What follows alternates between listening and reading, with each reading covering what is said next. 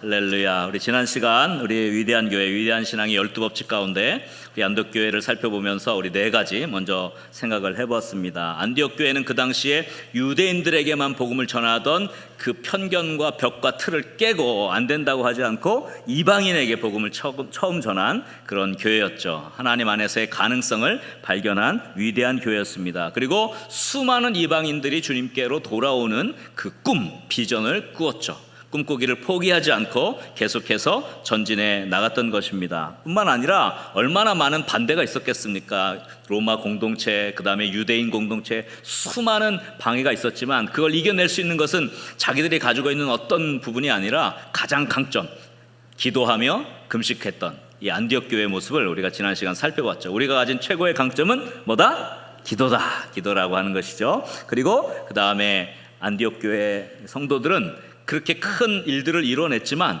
바나바와 그 다음에 사울, 나중에 사도 바울이 될 청년이죠. 그들에게 훈련받고 말씀 배우는 것을 달게 받았다는 것입니다. 배울 자세가 되어 있었죠.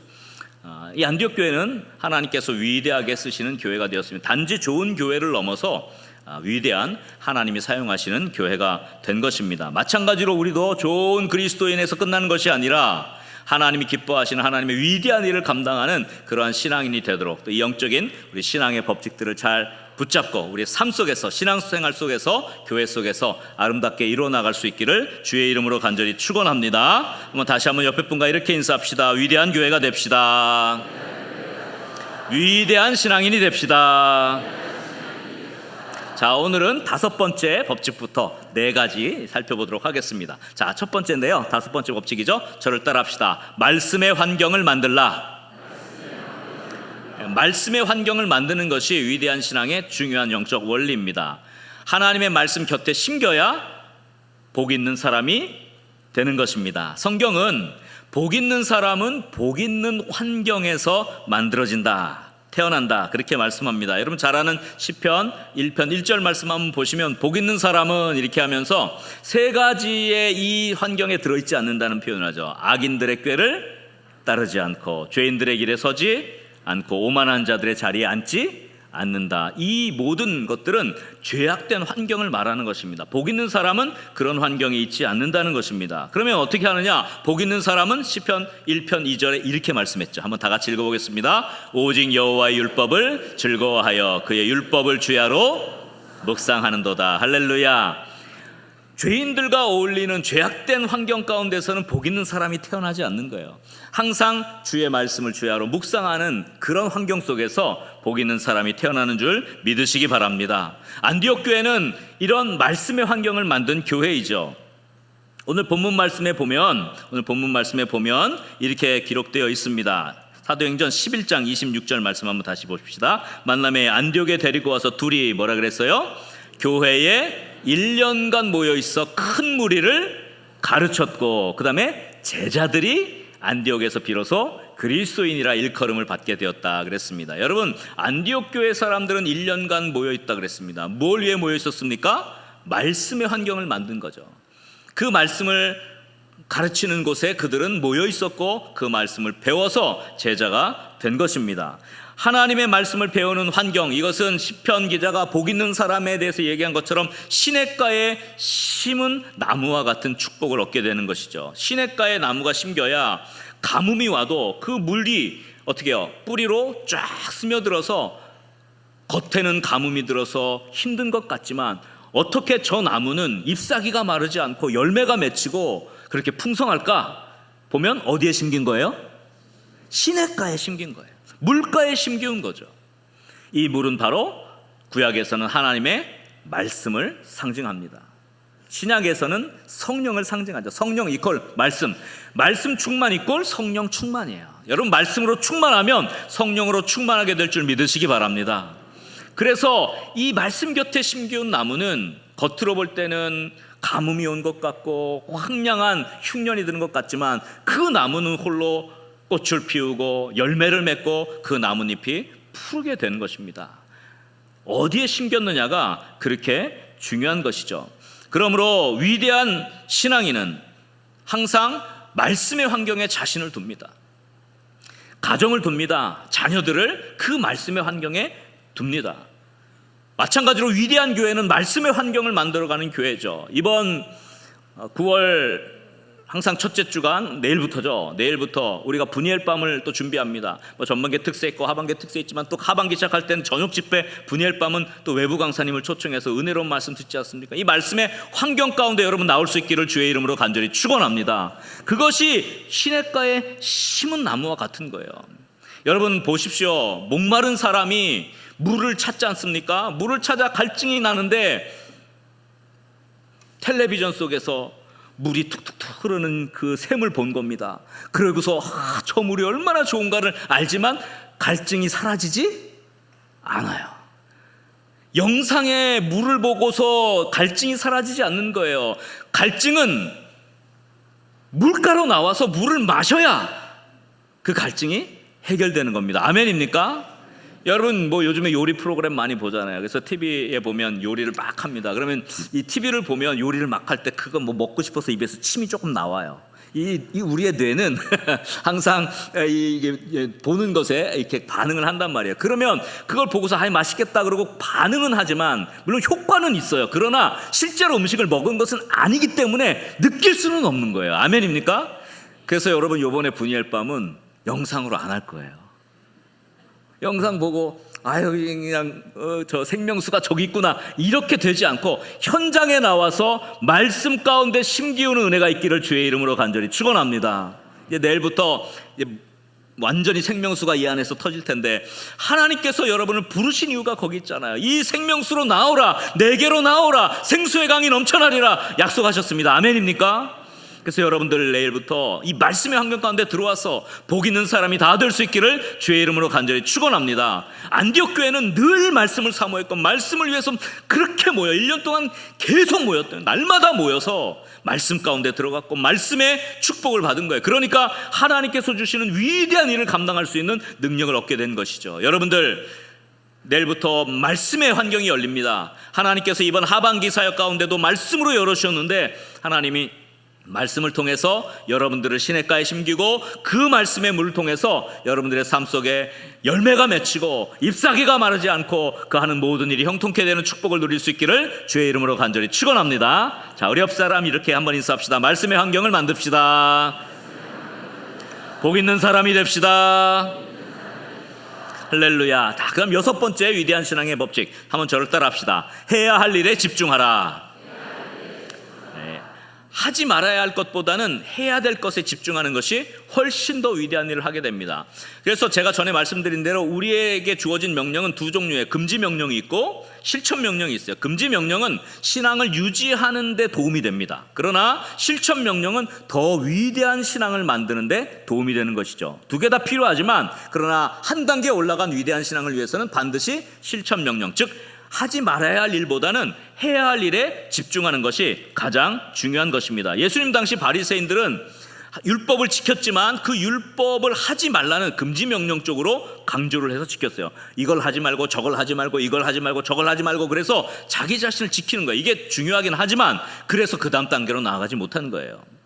그 당시에 예수님 태어나시기 전 가장 위대한 두 랍비, 양대 기둥이라고 불렸던 사람이 힐렐과 샴마이라는 랍비가 있습니다. 근데 이 힐렐의 가르침 가운데 황금률 있죠. 율법을 완전히 압축하면 어떤 이야기가 되느냐를 이렇게 그 힐렐이 말합니다. 내가 싫어하는 것을 어떻게 해요? 주변 사람에게 행하지 말라. 이것이 토라 전체이고 나머지는 주석에 불과하다. 내가 원하지 않는 것을 다른 사람에게 하지 않으면 이것은 하나님의 말씀을 율법을 다 지킨 것과 같아요. 그러나 이것은 하지 말라, 그렇게 하지 말라라고 하는 부정명령이죠. 근데 예수님은 이것을 뭐로 바꾸셨습니까? 마태복음 7장 12절 말씀에 이렇게 기록됐죠. 한번 다 같이 읽어봅시다. 무엇이든지 남에게 대접을 받고자 하는 대로 너희도 남을 대접하라. 이것이 율법이요 선지자니라. 사실 똑같은 말이지만 예수님이 이것을 실천 명령으로 바꾸신 것입니다. 남을 어떻게 하라는 거예요? 대접하라는 거죠. 그러니 금지 명령보다는 실천 명령이 훨씬 더 예수님의 가르침에 가까운 것입니다. 실제로 사도 바울이 이것에 대해서 이렇게 얘기했습니다. 로마서 13장 9절 말씀에 보면 이렇게 기록됐습니다. 간음하지 말라, 살인하지 말라, 도둑질하지 말라, 탐내지 말라 한 것과 그 외에 다른 계명이 있을지라도. 이거 뭐예요? 10계명이죠. 이거 정확히 우리에게 주신 놀라운 축복의 계명입니다. 근데 여기 보면 금지 명령이죠. 이건 유지 명령이라는 거예요. 그런데 사도 바울이 이거를 뭐로 한 계명으로 압축했냐? 내 이웃을 내 자신과 같이 사랑하라 하신 그 말씀 가운데 다 들었느니라. 간음하지 말라, 살인하지 말라, 도둑질하지 말라, 탐내지 말라, 이런 모든 금지의 계명들이 맞는 것입니다. 틀렸다는 게 아니에요. 이건 너무 귀한 말씀이고 우리를 지켜주는 말씀입니다만, 그것보다 더 좋은 것은 뭐예요? 내 이웃을 내 자신과 같이 사랑하면 이 모든 것들은 다 해결된다는 거예요. 그래서 제가 전에도 한번 말씀드렸잖아요. 죄를 짓지 말아야지 라고 하는 것보다 하나님이 기뻐하시는 일을 해야지가 더 좋은 신앙인 거예요. 우리는 죄 짓지 말아야지, 죄 짓지 말아야지, 죄 짓지 말아야지 이렇게 하면서 죄를 안 지으려고 노력을 합니다. 좋습니다마는, 그러나 그것은 유지하는 신앙이에요. 그러나 하나님이 기뻐하시는 일을 해야지라고 하나님이 기뻐하시는 일에 우리의 시간을 드리고 물질을 드리고 우리의 건강을 드리고 우리의 삶을 드리면 죄 지을 시간이 없어져서 죄는 자연스럽게 안 짓게 되는 거죠. 별로 반응이 없으시네요. 제가 왜 똑같은 인간인데 저라고 왜 죄를 안 짓는 그런 사람이겠습니까? 저도 연약한 사람이니까 죄를 지을 수밖에 없지만 죄 지을 시간이 없어요. 하나님이라는데 바쁘니까 죄 지을 시간이 없더라고요. 그러니까 이건 긍정적인 쪽이죠. 위대한 신앙의 특징은 뭡니까? 하지 말아야 할 일도 중요하지만 그것보다 내가 뭘 해야 할지를 고민한다는 것입니다. 안디옥 교회가 그런 교회였어요. 안디옥 교회는 그 당시에 많은 하지 말아야 될 일들이 많았습니다만은, 그러나 그 하지 말아야 될 수많은 일들 가운데서도 우리가 먼저 해야 될 일이 뭔가를 알았던 교회예요. 여러분, 예루살렘 교회는 유대인으로 구성된 교회였습니다. 그래서 이방인들이 복음을 들었다고 했을 때 맨 처음에 금지 명령을 시작했던 교회죠. 사도행전 15장에 나와 있어요. 사도행전 15장에 보면 20절에 보니까 이렇게 돼요. 다만 우상의 더러운 것과 음행과 목매어 죽인 것과 피를 멀리하라고 편지하는 것이 옳다, 이렇게 해서 이방인 교회에게 이걸 금지하라라고 편지를 보냅니다. 왜 그랬냐? 21절 보세요. 21절. 이는 예로부터 각성해서 모세를 전하는 자가 있어서, 누가 있어요? 모세를 전하는 자, 즉 율법학자들이 있어서 안식일마다 회당에서 그 글을 읽음이라 하더라. 무슨 말입니까? 이 모세를 전하는 안식일에 회당에서 율법을 선포하는 사람들은 금지 명령을 선포했기 때문에 이런 부분들이 초대 교회에 이렇게 했다가는 좀 안 좋은 영향이 미칠까라고 안전하게, 안정 위주로 가려고 예루살렘 교회는 결정을 한 거예요. 아주 잘한 결정이죠. 왜냐하면 안정을 한다는 건 좋죠. 그러나 예루살렘 교회가 안정을 추구한 그 다음 단계로 못 간 이유는 안정을 추구하는 결정만 했기 때문에 그래요. 이렇게 되면 문제가 되니까 이거는 하지 말아야지. 이렇게 되면 문제가 되니까 이건 하지 말아야지. 그렇게 해서 어떻게 한 단계 나갑니까? 때로는 그것 때문에 힘든 일이 있어도 그걸 이겨내고 그 다음 단계로 가는 것이고, 때로는 실패를 해도 그 실패 때문에 그 다음에 더 길이 열리는 하나님의 인도하심을 받는 거 아니겠습니까? 그럼 아무것도 할 수가 없죠. 아무것도 할 수가 없어요.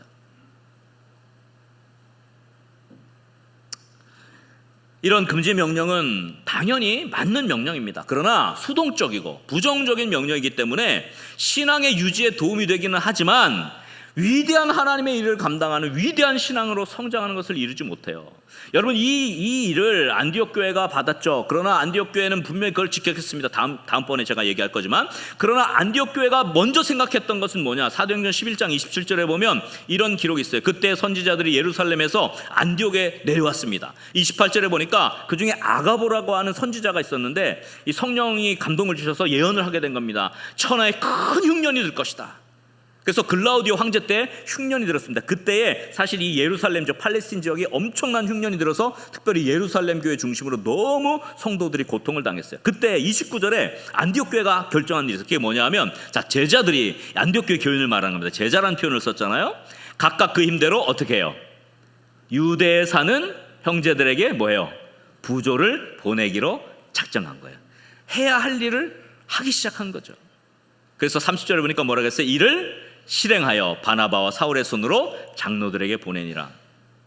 실제로 안디옥 교회는 뭐를 하지 말아서 안전하게 해야지라고 생각했던 교회가 아니었어요. 우리가 하나님을 위해서 뭘 할 수 있을까, 뭘 할까를 결정한 교회예요. 그래서 흉년이 들었을 때 그 예루살렘 교회를 위해서 우리가 도움의 손길을 보내자라고 부조를 하기 시작했고 그 금액을 모아서 바나바와 사도 바울이죠. 손을 통해서 예루살렘 장로들에게 그것을 전달하는 역할을 했던 것입니다.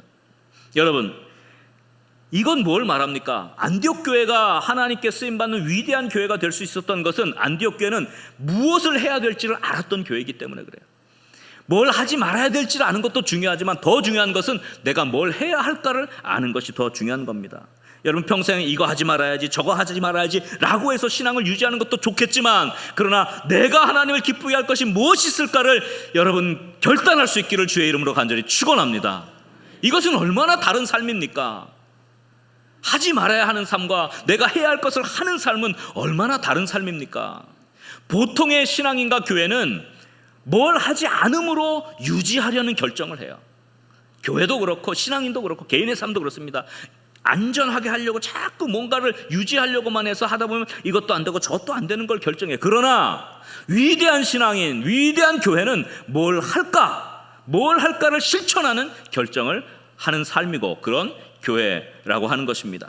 여러분, 우리들은 어떻습니까? 뭘 안 하려고 하는 결정을 많이 하십니까? 안정과 유지를 원하십니까? 아니면 정말 하나님께서 뭘 원하시는지 내가 그 일에 때로는 조금 힘든 일이 있어도 때로는 조금 어려움이 있을지라도 그것을 감당하겠다고 하는 믿음으로 나아가고 있습니까? 여러분, 해야 할 일에 집중할 수 있기를 주의 이름으로 간절히 축원합니다. 그것이 여러분의 삶을 한 단계 올려갈 것이고 하나님이 그 사람을 쓰시고 그 교회를 사용하실 줄 믿으시기 바랍니다. 이러한 해야 할 일에 집중하는 신앙, 해야 할 일에 집중하는 교회, 그런 교회가 우리 성문교회가 되고 우리 성문교회 믿음의 영가족들이 될 수 있기를 주의 이름으로 간절히 축원합니다. 우리 옆사람과 함께 이렇게 인사합시다. 해야 할 일에 집중합시다. 유지하는 신앙이 아니라 실천하는 신앙입니다. 할렐루야. 위대한 신앙, 위대한 교회의 7번째 법칙, 한번 저를 따라합시다. 작은 것에 진심을 담으라. 작은 일에 충성된 자에게 주님이 큰 일을 맡기십니다. 작은 것을 소홀히 한 자가 큰 일을 할 수 없는 법입니다. 주님은 작은 것을 칭찬하시죠. 여러분 잘 아는 대로 마태복음 25장 40절에 뭐라고 말씀했습니까? 임금이 대답하여 이르시되 내가 진실로 너희에게 이르노니 너희가 여기 내 형제 중에 뭐라 그랬어요? 지극히 작은 자 하나에게 한 것이 곧 내게 한 것이니라 하시고, 지극히 작은 자, 아무도 돌아보지 않는 지극히 작은 자 하나에게 냉수 한 그릇이라도 떠주는 그 작은 정성, 그 작은 마음, 아무도 살펴보지 않지만 그것을 헤아릴 줄 아는 그 작은 것에 진심을 담은 사람을 주님은 눈여겨보신다는 거예요. 그 사람을 축복하신다는 것입니다. 세상은 큰 성과를 하는 것만 보고 박수를 칩니다마는, 그러나 하나님은 아무도 보지 않지만 정말 숨은 곳에서 묵묵하게 자기의 작은 일 하나도 성실하게 하는 사람을 주님은 보고 계신 것이죠. 사람은 외모를 보지만 하나님은 중심을 보신다고 하신 것처럼 겉으로 사람은 드러나는 화려한 것들을 보겠지만, 그러나 하나님은 정말 아무도 보지 않지만, 아무도 알아주지 않지만 정말 작은 것 하나도 소홀히 하지 않는 그 영혼을 하나님께서 붙들어 주시고 축복하시는 줄 믿으시기 바랍니다. 우리는 뭐 대단한 크고 위대한 일로 하나님과 이웃을 감동시켜야 된다고 생각하지만, 하나님은 그것보다는 작은 일에서 우리의 진심을 먼저 보기를 원하시는 것이죠. 작은 소자에게 냉수 한 그릇 주는 것을 주님은 보기를 원하시는 것입니다. 달란트 작은 것 받았지만 그것으로 최선을 다하고 충성한 사람에게 네가 적은 일에 충성했으니 내가 많은 것을 내게 맡기리라고 그렇게 약속하신 것입니다. 주님의 약속이잖아요. 마태복음 25장 21절 말씀 우리 한번 다 같이 읽어보겠습니다. 그 주인이 이르되 잘하였도다 착하고 충성된 종아, 내가 적은 일에 충성하였음에 내가 많은 것을 내게 맡기리니 내 주인의 즐거움에 참여할지어다. 아멘입니까? 여러분, 안디옥 교회가 아까 말했잖아요. 위대한 일을 많이 했던 교회죠. 이방의 선교뿐만 아니라 심지어는 예루살렘 교회를 도울 정도의, 오히려 역으로 예루살렘 교회를 도왔던 그런 놀라운 일들을 감당한 교회였습니다만은, 그러나 아까 말한 대로 예루살렘 교회가 금지의 명령을 내렸잖아요. 금지의 명령을 내렸는데 그 금지의 명령을 어떻게 받았습니까? 기쁘게 받았다는 거예요. 그 사도행전 15장에 보면 그 말씀이 다시 나오는데, 사도행전 15장 29절에 보니까 우상의 재물, 피, 목매어 죽인 거, 음행을 멀리할지니라, 이에서 스스로 삼가면 잘 될 것이다 하고 평안함을 원한다. 그렇게 예루살렘 교회에서 결정을 내렸어요. 그리고 30절에 보니까 30절에 그들이 작별하고, 무슨 말입니까? 이제 예루살렘 교회의 그 장로들과 그 다음에 이제 이 이방인의 복음을 전했던 그 무리들 중에 대표적인 바나바와 사울이에요. 바나바와 사울이 작별하고 이제 어디로 내려갔어요? 안디옥에 다시 돌아갔어요. 돌아가서 무리를 모은 후에, 그러니까 안디옥 교회 성도들을 모은 거죠. 편지를 전했어요. 무슨 편지입니까? 금지 명령 편지를 전한 거예요. 근데 참 안디옥 교회 교인들이 대단해. 31절에 뭐라 그랬어요? 읽고 그 위로한 말을 기뻐하더라. 여러분, 이거 참 대단하지 않습니까? 안디옥 교회 입장에서는, 제가 지난 시간에도 그랬잖아요. 안디옥 교회가 스스로 복음을 전하고 이방인에게 첫 복음을 전하면서 부흥이 일어났어요. 수많은 사람이 주께로 돌아왔어요. 그런데 갑자기 바나바를 보내서 가르치려고 하질 않나, 또 말도 안 되는 경계 대상 1호인 사울을 데렸다가 가르치려고 하지 않나. 그런데 안디옥 교회는 네가 누군데 우리를 가르쳐, 그렇지 하지 않고요, 그 바나바와 사울에게서 말씀을 배우는 그 마음을 가진 거예요. 뿐만 아니라 이번에 보세요. 예루살렘 교회에서 금지 명령을 내렸습니다. 이거 하지 마, 저거 하지 마. 그럴 때 안디옥 교회 교인들이 예를 들면 좀, 우리가 이렇게 크게 부흥했고 우리가 이 정도를 읽었는데 이런 걸 또 거기서 뭘 지키라, 지키지 말라, 뭘 우리한테 요구해 라고 할 수 있어요. 우리의 입장에서 보면, 우리가 지금 잘하고 있는데 뭘 또 여기다가 뭐 해라 말라 그러냐고, 우리가 지금 이 놀라운 일을 하고 있는데 라고 하지 않고, 그런 그 이야기를 듣고서 그것을 읽고 그것을 위로의 말로 받고 그것을 기쁨으로 받았다고 성경이 기록해요. 저는 이거 참 놀랍다고 생각했어요. 우리가 누군가에게 어떤 권면을 듣고 어떤 조언을 듣고 할 때, 우리가 좀 낮은 위치에 있을 때는 그것이 뭐 양식이 되고 그것이 힘이 되고 해서 그걸 받아들이는데, 사람이 높은 지위에 올라가고요, 뭐 대단한 일을 이루고 또 뭐 세상에 대단한 직위를 갖게 되면요, 누가 나에게 뭐라고 하면 그걸 잘 받아들이지 않아요. 그게 세상 사람들의 특징이에요. 내 위치에서 내가 그런 얘기 지금 들어야 돼? 내가 그거 뭐 대단치도 않은 거, 내가 그거 뭐 해야 돼? 라고 하는 게 세상의 사람들의 원리잖아요. 근데 그런 사람이, 또 그런 인물이 그 더 위대한 일을 감당할 수는 없는 것이죠. 어린아이 하나에게도 배울 것이 있는 것이고, 하나님은 말하지 못하는 낙의 입을 통해서라도 말하게 하시고, 아멘입니까? 뭔가 하나님이 나에게 주실 때는 대단한 위치에서 전능하신 하나님의 권능의 소리로 들려질 때도 있겠지만, 그러나 정말 작은 소리, 그 말도 안 된다고 생각하는 그 소리들을 통해서 우리를 다듬으시기도 하는 거예요. 아멘입니까? 그런데 우리는 때로는 내가 뭘 이룬 것이냐, 그런 이야기들을 듣지 않으려고 해요. 또 나보다 비교했을 때 내가 저 사람의 말을 들어야 돼? 이렇게 생각될 만한 사람들의 이야기를 듣지 않으려고 하는 그런 교만함이 우리 안에 있는 거예요. 그러나 안디옥 교회는 그렇지 않았어요. 작은 것, 어떻게 보면 큰 일을 행하고 있지만 그러나 그 작은 것 하나도 소홀히 하지 않은 거예요. 여러분 보세요. 신앙생활도 똑같습니다. 여러분이 하나님의 놀라운 일을 합니다. 봉사를 하고 수고를 하고 많은 일을 하지만, 그러나 여러분의 매일매일의 삶 속에 말씀을 묵상하고 기도하는 그 작은 것 하나를 지켜내지 못하면 어떻게 그 다음에 큰 일을 할 수 있겠습니까? 여러분이 여름 시즌에 우리가 그 말씀 환경을 만들기 위해서 또 우리가 말씀을 읽는 시간을 가졌잖아요. 근데 제가 이렇게 봤습니다. 근데 우리 그 학기 중에 우리 그 이제 상반기 때 보니까 집중해서 일주일 또 일주일 이렇게 읽었을 때는 그 보니까 조회수가 굉장히 많았는데, 방학 중에 한 걸 제가 봤어요. 절반도 안 돼. 그러니까 절반도 안 되는 인원이 방학 중에 성경 그걸 읽었다는 거예요. 성경통도. 그 자그만 거 하나 놓치는 거, 그거 대수롭지 않게 여겨서는 안 됩니다. 하나님은 그 작은 것부터 보시는 것이죠. 그 작은 것부터 보시는 거예요. 내가 매일 하나님 앞에 작정하고 큐티하기로 하고 또 기도하기로 했던 거, 내가 아침에 사무실에 출근하면 항상 기도하기로 했던 거, 뭐 이런 작은 것 하나를 놓치지 않고 진심을 담아서 하는 그 사람을 하나님이 그 다음에 더 귀한 것으로 맡기시는 것이죠. 어떤 사람은 그렇습니다. 나에게 큰 일만 주어지면 내가 다 할 수 있겠습니다. 그건 틀린 말이에요. 작은 것도 하지 못하는데 어떻게 큰 일을 맡기겠습니까? 다니엘이라고 하는 사람이 그 위대한 하나님의 일을 감당할 때는 그는 매일매일 하나님께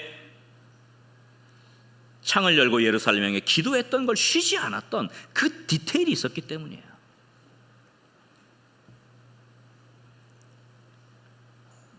안디옥 교회 성도들은 그런 부분에 있어서 참 괜찮은 사람들이 아니라 정말 대단한 사람들이었던 것 같아요. 많은 경우에 큰 일을 맡았다고 생각하는 사람들이 작은 것을 소홀히 할 것 같죠. 그러나 그렇지 않아요. 오히려 큰 일을 맡은 사람이요 더 디테일에 강한 사람인 거예요. 작은 것에도 신경을 쓰고 매일의 영성에 심혈을 기울인 그 사람이 큰 일도 감당할 수 있는 줄 믿으시기 바랍니다. 그래서 여러분의 삶 속에 정말 작은 것에도 진심을 다하고 정말 누가 알아주지 않더라도 정말 하나님이 보신다는 그 마음을 가지고 정말 여러분들이 신앙생활하며 믿음 안에 설 수 있도록 여러분들 그렇게 마음을 다짐어가고 또 여러분들의 삶을 다듬어가면 여러분들이 하나님께서 쓰시는 귀한 일꾼으로 세워질 수 있으리라고 저는 믿습니다. 그러한 작은 것에도 충성된 저와 여러분 될 수 있기를 주의 이름으로 간절히 축원합니다. 우리 옆 사람을 한번 축복합시다. 작은 것에 진심을 담읍시다. 작은 것에 충성된 자가 큰 일을 맡습니다. 자, 마지막 오늘 이제 네 번째죠. 8번째 신앙의 법칙. 한번 저를 따라 합시다. 참된 안식을 실천하라. 뭔가를 이루려고 열심히 하는 것도 좋지만 쉴 줄 아는 것도 중요하다는 거예요.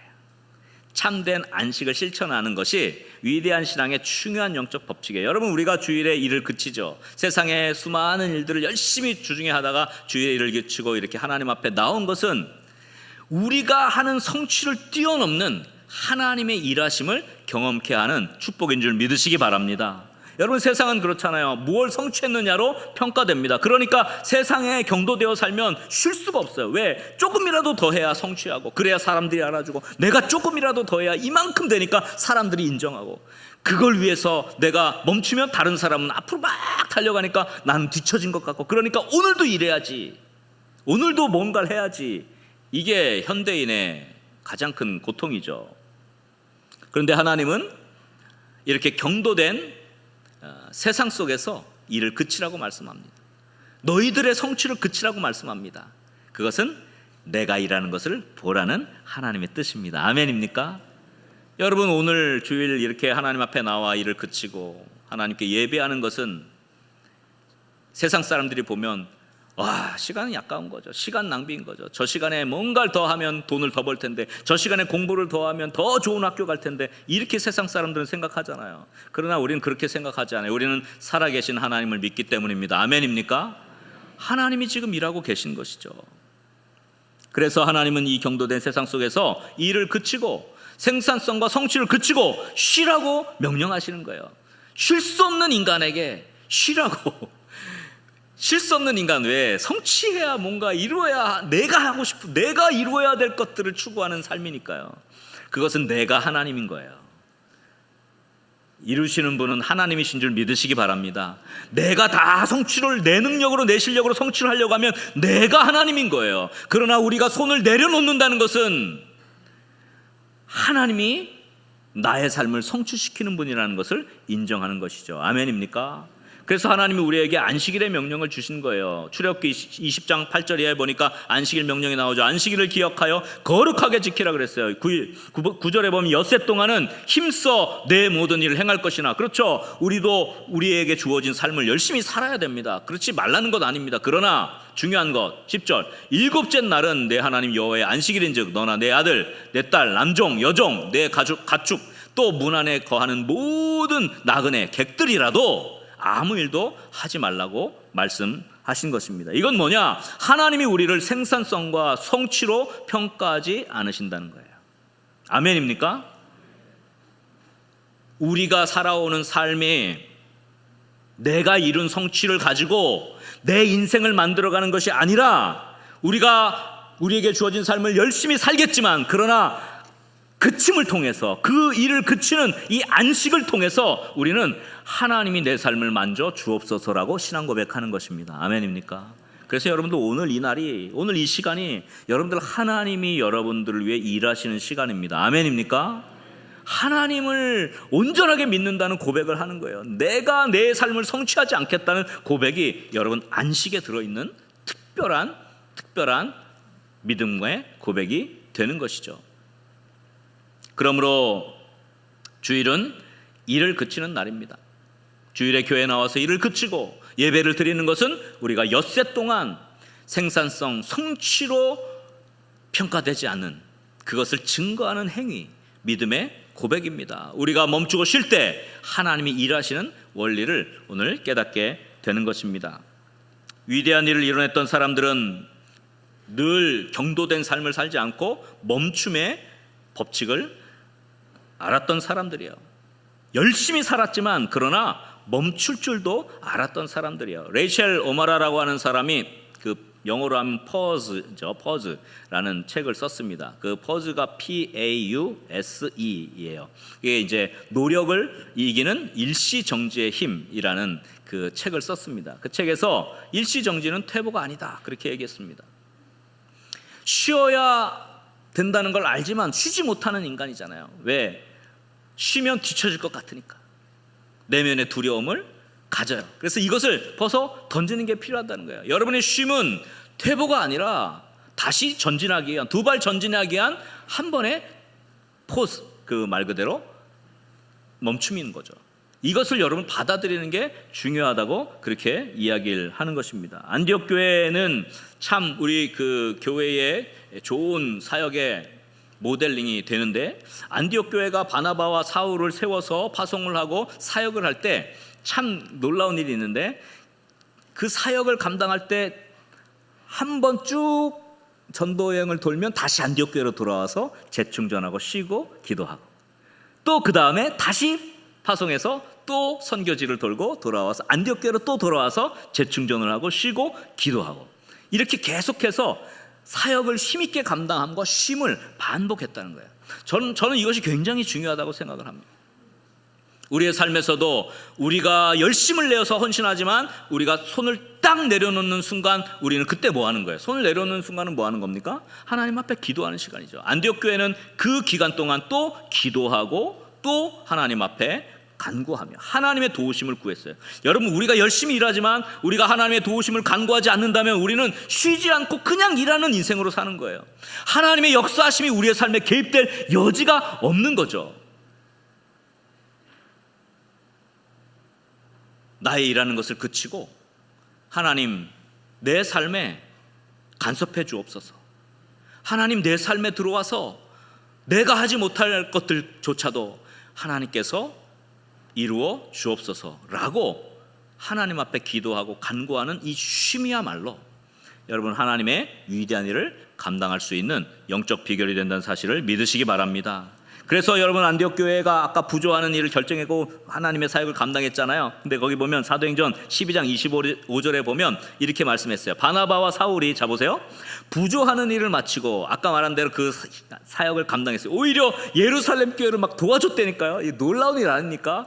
얼마나 고향됐겠습니까? 얼마나 어깨가 뿌듯하고, 예루살렘에 좀 더 있어가지고 거기서 좀 내가 이런 일을 했다는 걸 또 칭찬도 받기도 원했고, 안디옥 교회가 이런 일을 하는 교회야 라고 좀 으스대고 싶기도 했겠지만, 그러나 보세요, 마가라는 요한을 데리고 어떻게 해요? 예루살렘에서 돌아오니라.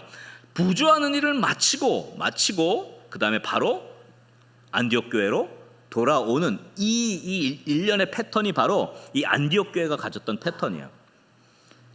거기서 그 다음 단계로 가지 않고 반드시 쉼을 가졌어요. 여러분, 그때 보시면 고1 끝나고 나서 그 안디옥 교회가 금식하고 기도하는 중에 성령의 음성을 듣고 그 다음에 바나바와 사울을 선교사로 파송하는 장면이 나오는데, 이건 제가 다음 주에 이 본문을 가지고 할 거예요. 그래서 이렇게 하나님의 일을 힘있게 감당하지만 하나님이 도우시지 않으면 안 된다는 이 쉼, 이 퍼즈가 삶에 있어야 우리의 삶이 인도함을 받는 것이죠. 안디옥 교회는 참된 안식을 지키는 교회였습니다. 무작정 열심만 가지고 그저 복음 사역을 감당한 게 아닙니다. 한 템포 마무리하면 또 안식하고 기도하고 재정비하고 그 다음 단계로 달려갔던 그런 교회였습니다. 여러분, 우리의 삶도 마찬가지죠. 우리가 열심히 하는 것도 좋지만 그러나 반드시 여러분, 안식을 취하십시오. 안식을 지키십시오. 안식을 붙잡으십시오. 아멘입니까? 그리고 기도하십시오. 하나님, 제가 지금 손을 내려놓았지만 하나님 일하여 주옵소서. 하나님 일하여 주옵소서. 내가 내 삶의 하나님이 되지 않겠습니다. 내가 내 노력으로 내 실력으로 성취하지 않겠습니다. 하나님이 이루어 주옵소서. 이렇게 멈출 수 있는 신앙인, 그렇게 멈출 수 있는 하나님의 도우심을 구할 수 있는 교회, 그런 신앙인과 교회를 하나님이 들어 쓰실 줄 믿으시기 바랍니다. 그래서 여러분, 우리가 쉴 때, 하나님 안에서 이 주일과 안식을 지킬 때 오히려 놀라운 하나님의 일하심을 경험하게 될 줄 믿으시기 바랍니다. 우리가 손을 멈추면 하나님이 일하십니다. 아멘입니까? 위대한 일은 내가 하는 것이 아니라 위대하신 하나님의 손에서 나오는 법입니다. 아멘입니까? 그래서 우리가 위대한 교회, 위대한 신앙에 대해 얘기했지만 사실은 위대하신 하나님의 일을 하는 것입니다. 여러분, 하나님의 손에 우리의 삶을 좀 맡겨보십시오. 물론 수고하고 애쓰고 열심을 다해야겠지만 엿새 동안 하십시오.